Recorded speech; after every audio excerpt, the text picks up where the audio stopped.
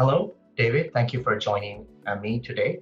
Thank you. We had a wonderful discussion on the water security challenges in the Middle East with Idrica's CEO Jaime Barba and yourself.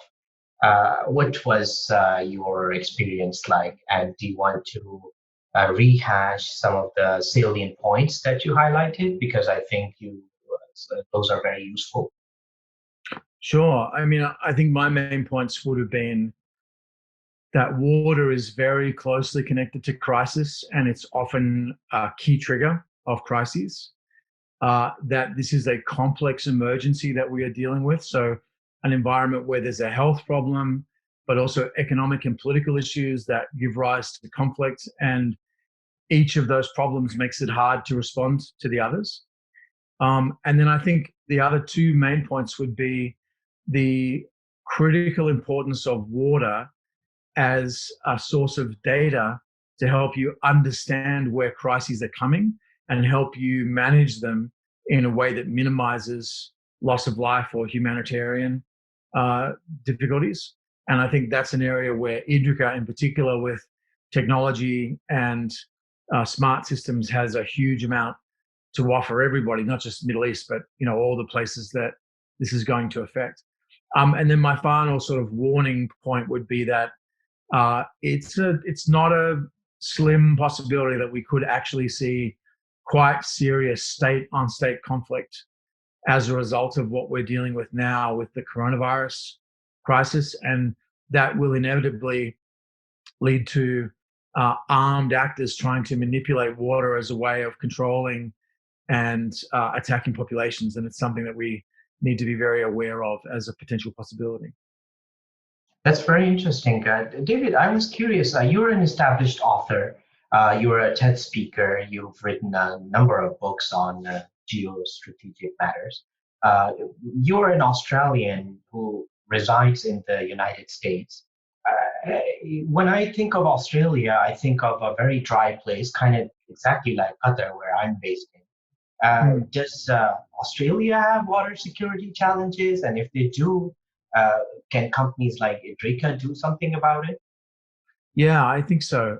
So Australia has a number of very specific issues. One of them is the fact that the population of Australia, even though we think of Australia as sort of the outback and desert, actually Australia is very urbanized in population terms. About 83% of the Australian population lives in a major city.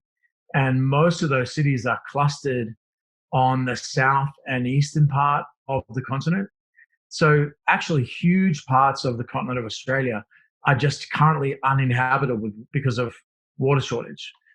Meanwhile, in the urban environments, rapid urban growth, aging infrastructure, and mismanagement of some of the nation's river resources over many years is really creating potential for just cities to actually run out of water. And, every 10 years or so, there is a major event where some city in the countryside needs to have water actually trucked in by semi-trailer to provide water to the population. And then, of course, there's the agricultural requirements and so on. And that, of course, encourages people to move to the cities. So it puts further stress on the urban environment. Australia has one very special possible option here, which is that it has an enormous amount of uranium and the ability to generate a large number of advanced nuclear desalination plants. And this has been a topic of discussion in Australia for a while. Making the technology work is going to take some time. And there are other ways to do it as well. Large-scale solar generation as well is one possibility. But of course, it's all about data and the efficient usage of the water resources that are there, and about replacing old infrastructure with more resilient infrastructure. So Australia is similar to many other places where Idrica works. And I think if Idrica is not already talking to people in Australia, they should be, because I think the Australians have a lot to gain from that conversation. Yes. David, that sounds very interesting. Last I checked, Qatar's desalination cost, it was $3 per cubic meter, and it's a very energy It's intensive process. hugely There's a lot of huge. waste. But Yeah. so when you mention nuclear backed, I mean, is it cheaper? Is it? Do you know the per cubic meter? Is The it? issue is, yeah. So the issue is you have as you mentioned, it's extraordinarily electricity intensive. So it really comes down to the question of how are you generating that electricity? Um, what's dollars per watt per hour? And in most parts of the world, it's thermal coal or oil, or in some places natural gas that's being used to generate that, and it's extraordinarily difficult to generate the amount of electricity that you need for that with those means at a reasonable cost. Nuclear energy is one of the few forms of zero emissions energy. I mean, it's not renewable per se, but it's zero emissions that can generate the energy density that you need to produce that amount of electricity. Right now, renewables in the form of wind and solar are not able to do that for a variety of reasons. But I guess it's possible that we might see that in the future. Geothermal and wave energy are also being looked at. But certainly if you plan to produce water using fossil fuels, it rapidly becomes, as you mentioned, it's just too expensive to do. Although, of David, course, right now the value of oil, at least temporarily, is negative. So I guess definitely, but you temporarily, can't plan possible. based But on that. I don't think we Uh, should bet on that. Yeah. Definitely. David, one last question, please, and I appreciate your time. You're a global strategic advisor, and so you guys look at the world in a very transcendental way. You know, what continent do you look at, and and you get worried? You're like, oh my God, that water crisis is about to hit the continent. Where is that one? So Cordillera Applications Group, which is our team, we have an office in London, offices in Latin America, and a number of places in the US. We work all over the world.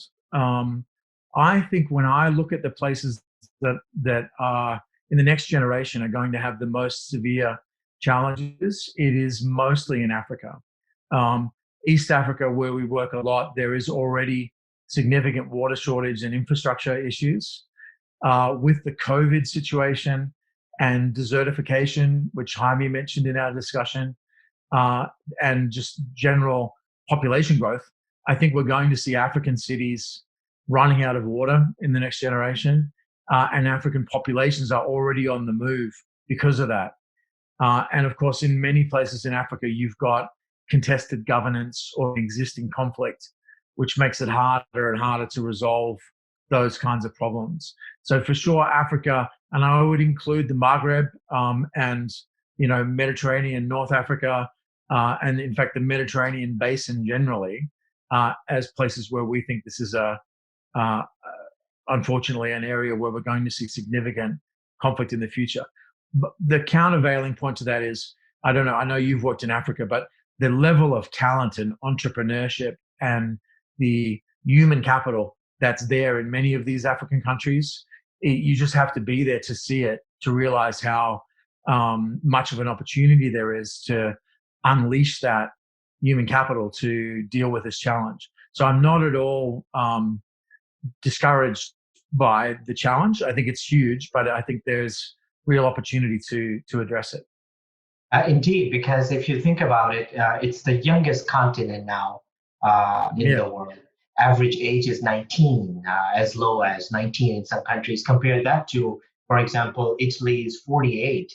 And you can see right. that, it's up and coming, the whole continent, plus resource Yeah, rich can be managed. we've seen this with telecommunications as well in Africa, where rather than having to retrofit new systems to existing old copper wire technology that can be up to 100 years old, African countries are pioneering, fiber optic and cell phone based systems for money transfer and lending and provision of all kinds of key services, which I think shows the way for other things. I mean, if you can leapfrog an entire generation in connectivity, maybe we can do something similar for the kinds of water infrastructure we were talking about today, for example, where you're not having to go and retrofit pre-existing old systems, but you can actually build new systems from scratch. So yeah, there's disadvantages, but there's a lot of advantages as well. That's so true, and something to keep an eye on for experts like you. David, I want to thank you for your time just now for this interview and earlier at the Water Security Seminar. Thank you once again. Thanks for having me, Samara. Thanks for doing such a wonderful job of moderating. Thank you very much. Thanks. Bye now. Bye. See you.